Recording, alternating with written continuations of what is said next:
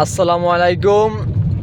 আমি এই মুহূর্তে আছি কেরানীর হাট ফালাই। আমি গেছিলাম যে কক্সবাজার থেকে ফেরার পথে দেখেন রাস্তার কি অবস্থা। কুয়াশার জন্য রাস্তা দেখা যাচ্ছে না।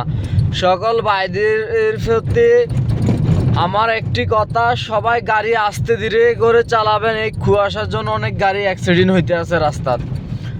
দরকার হইলে সাইড করে ঘুমাবেন বা আধা ঘন্টা 1 ঘন্টা পরে যাবেন। এত তাড়াহুড়া করে কক্সবাজারের রোডে গাড়ি চালাবেন না। যে কোনো রাস্তায়, এখন সব রাস্তায় কুয়াশার জন্য রাস্তা দেখা যাচ্ছে না। সবাই আস্তে ধীরে ঠান্ডা মাথায় গাড়ি চালাবেন।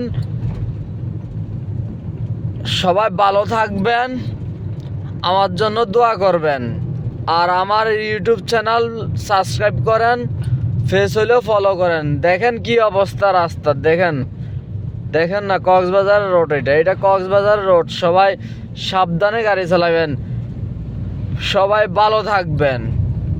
ধন্যবাদ। আসসালামু আলাইকুম।